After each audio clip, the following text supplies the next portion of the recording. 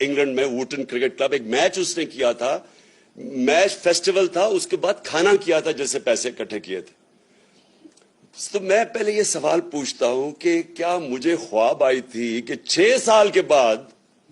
आरिफ नकवी उसके ऊपर कोई फ्रॉड का चार्ज लगेगा और फिर एक फाइनेंशियल टाइम्स के इंडेक्स को ले लेते हैं ये,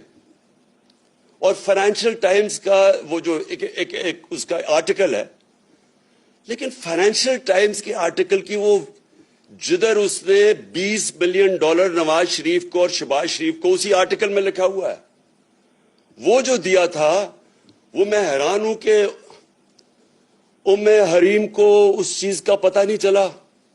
उसको ये तो पता चल गया कि इन्होंने पैसे इकट्ठे करके $2 बिलियन दिए हैं तहरीक इंसाफ को,